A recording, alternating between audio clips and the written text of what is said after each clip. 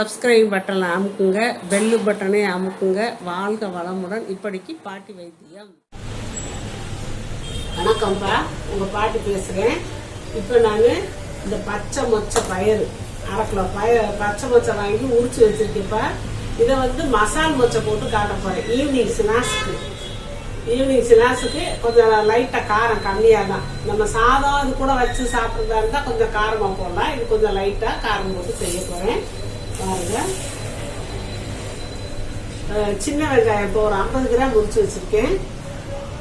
ஒரு தக்காளி, ஒரு பச்சை மிளகா, இஞ்சி பூண்டு கொஞ்சம் தட்டி வச்சுருக்கேன்ப்பா. நான் பேஸ்டாலாம் நான் போட மாட்டேன், எப்போவுமே தட்டி தான் போடுவேன்.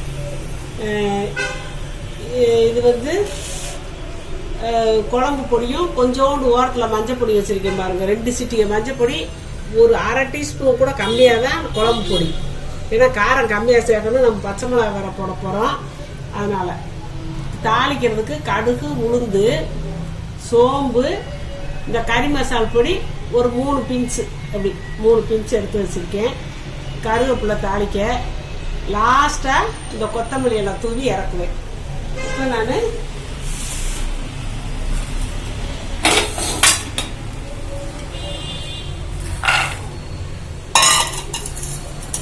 போட்டு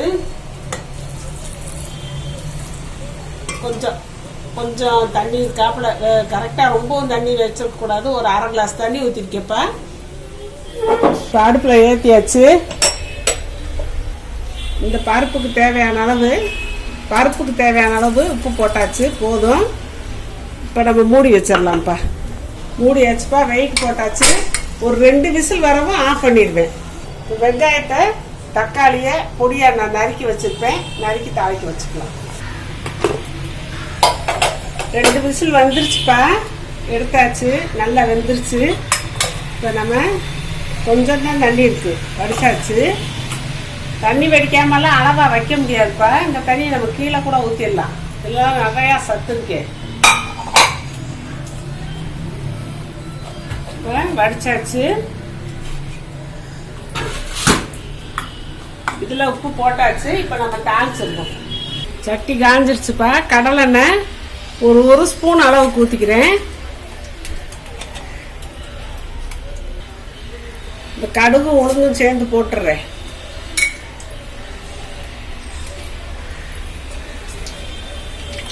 இந்த கடுகு வெடிக்கவும் இந்த சோம்பும் இந்த கறி மசால் பவுடரையும் போட்டுருவேப்பா.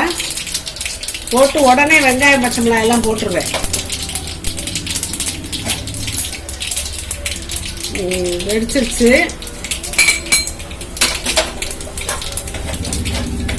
இப்போ வெங்காயத்தை போட்டலாம்.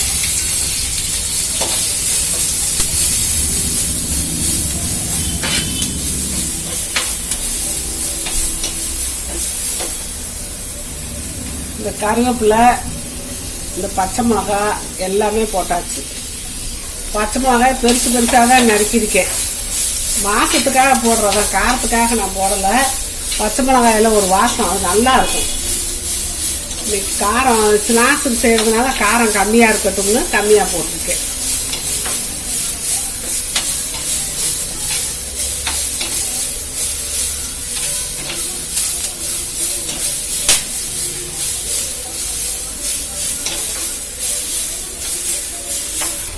இப்போ தக்காளியை போடுறப்ப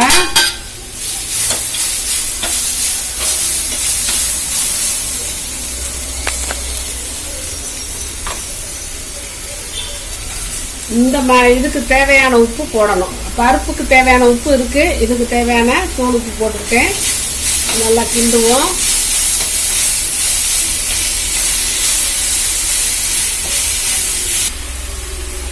இந்த இஞ்சி பூண்டு போட்டு குழம்பு மிளகா பொடி, மஞ்சள் பொடியை போட்டுறேப்பா. அடுப்பை ஆஃப் பண்ணியாச்சுப்பா. இந்த மொச்சையை போடுறேன்.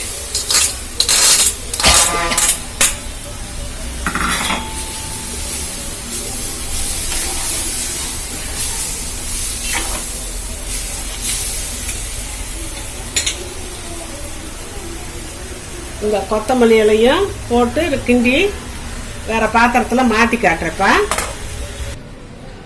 இப்போ அப்படியே மனன்னு அவ்வளவு சூப்பரா சுண்டி இழுக்குதுப்பா. அப்படி சாப்பிடணும் போல இருக்கு. அவ்வளவு வாசமா கப்பன்னு அப்படி இருக்கு. இந்த மாதிரி ஈவினிங் ஸ்நாக்ஸ் காரம் அளவா இருக்கும், ஆனா டேஸ்ட் சூப்பரா இருக்கும். இந்த மாதிரி செஞ்சு பச்சை மொச்சா நம்ம சீசன்ல ஒன்னொன்னா செஞ்சு சாப்பிட்டுக்கலாம்.